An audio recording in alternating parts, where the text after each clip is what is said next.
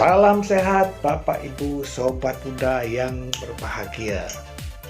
Walaupun pada masa-masa pandemi ini dan kebaktian di tempat-tempat ibadah khususnya umat Buddha sedang banyak perubahan.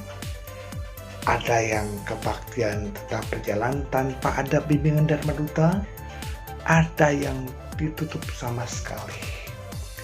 Namun demikian Bapak Ibu yang berbahagia, kita tetap bisa memanfaatkannya dengan belajar Dharma dan melaksanakan Dharma dalam kehidupan sehari-hari. Loh, apa yang bisa kita kerjakan pada masa seperti ini, pada saat seperti ini? Yang pertama, kita tetap sabar dengan kondisi saat ini. Seraya kita menjalankan protokol kesehatan. Ingat, kesabaran adalah cara bertapa yang tertinggi. Kembangkan kesabaran. Sikap tabah dalam menghadapi setiap tantangan. Yang pasti, tantangan ringan tambah berat akan semakin mengasah kita, melatih kita untuk terus mengembangkan kesabaran, ketabahan. Ya, kembali kita buka kisah-kisah para bodhisattva ketika dalam mengembangkan sikap kesabaran. Cobalah kita ulang kembali, baca kembali bagaimana riwayat para bodhisattva dalam mengembangkan kesabaran. Yang kedua, kita tetap semangat terus berusaha, berkarya untuk menghasilkan sesuatu yang lebih baik. Paling tidak, kita memperoleh kemajuan batin dalam hal ini. Setapak demi setapak kita kembangkan. Banyak karya yang kita bisa kerjakan dengan waktu yang ada. Bapak Ibu Sobat Muda bisa membaca buku, merangkum, meringkas, membuat sebuah karya tulisan yang paling indah, yang menarik. Atau mungkin pemuda yang senang berpuisi. Atau mungkin dengan mengembangkan pembelajaran online kepada anak-anak sekolah minggu. Semakin kita berkarya. Yang muda-mudi hobi bernyanyi, kembangkan lagu-lagu Buddhis. Oh, lagunya begini. Share kepada teman-teman melalui WA group. Bisa. Jadi karya kita tuh nggak berhenti. Yang ketiga, bertekad untuk tetap berjalan di jalan yang benar. Bapak Ibu Sobat Muda, memang kondisi keuangan, kondisi ekonomi berbeda dengan pada masa biasanya. Nah, oleh karena itu para muda-mudi, para ibu-ibu atau bapak-bapak bisa mengembangkan seperti jual beli online atau mungkin hal-hal yang bisa mengembangkan karya, ya. Misalnya dalam hal berusaha, membuat tulisan-tulisan atau membuat karya-karya yang lainnya. Inilah, kita manfaatkan waktu kita tekadkan, saya akan jadi ini, jadi itu yang lebih baik dan lebih baik. Kenapa?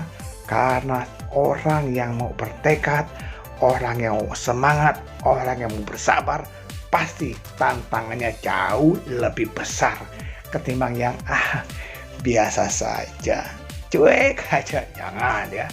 Kemudian saat ini juga waktu kita untuk memperdalam, menerapkan ajaran Buddha yang kita pernah pelajari. Baca kembali. Ada waktunya kita berdiskusi dengan online atau dengan WA group.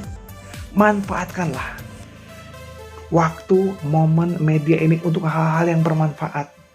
Kita baca buku dari berbagai media, dengarkan konten YouTube yang positif. Inilah saat kita mengembangkan.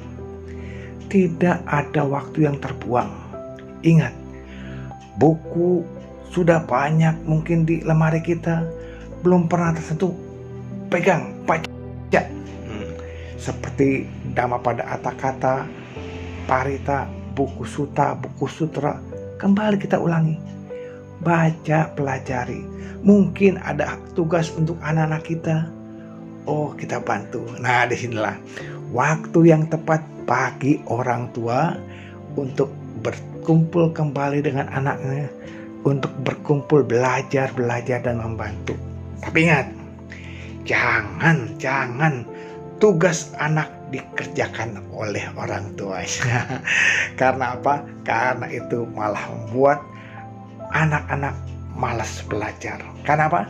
Sudah dikerjakan orang tuanya. Sekaranglah kita bantu, bimbing anak kita belajar. Pak, susah Pak. Itulah sekarang. Kita dulu pernah menganggap mengajar itu gampang. Nah, sekarang waktunya Bapak Ibu menghadapi momen cara mengajar kepada anak-anak kita. Ini waktu kita membaca kembali. Lalu diskusi dengan siapa? Dengan orang-orang yang berkompeten.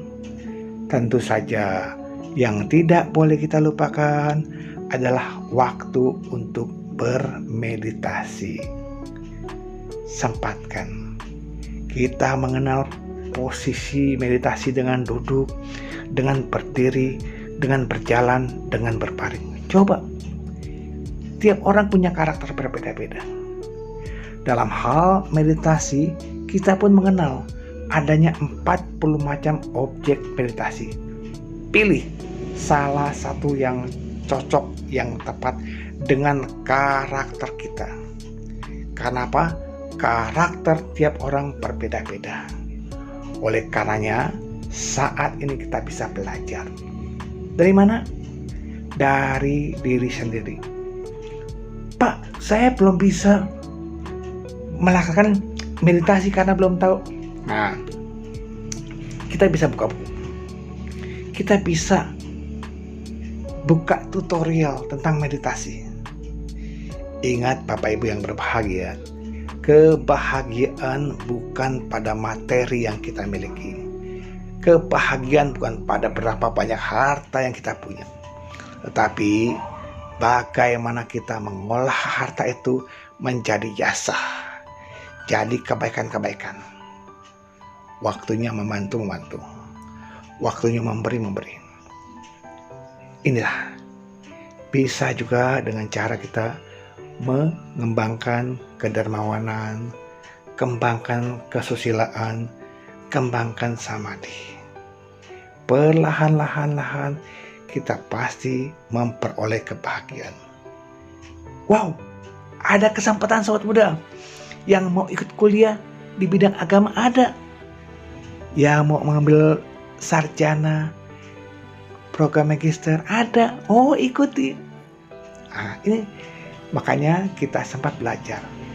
Wah, Pak, ikut belajar makin sulit. Betul. Kalau kita mau belajar, pasti bisa. Ya, misalkan kita mengenal, oh ini tingkat kesucian agama Buddha. Pelajari. Jadi kita buka kembali hukum-hukum kesunyataan. Bapak Ibu sobat muda, ketika kita mau memulai belajar kembali memang sulit, tetapi kalau kita bertekad pasti bisa, pasti ada jalan. Ya, kita bertanya kepada teman yang bisa tentang agama, atau kita membaca buku kembali, buku-buku pelajaran yang pernah kita baca, ulang kembali. Apakah buku SD, SMP, SMA, atau bukalah, setelah lagu-lagu Buddhis yang banyak mengajarkan Dharma, secara ceria kita bisa bernyanyi. Ingat, praktek Dharma, mempelajari Dharma banyak caranya. Sekarang juga waktu yang cocok untuk kita pelajari. Kali kembali.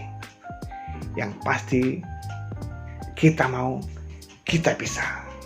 Tantangan pasti ada dan solusi pasti bisa. Asal kita mau bertekad belajar dan belajar dari diri kita. Semoga kita bisa memanfaatkan kondisi pandemi ini untuk mengolah batin kita, untuk mempelajari kembali ilmu-ilmu dalam agama Buddha. Semoga semua makhluk hidup berbahagia.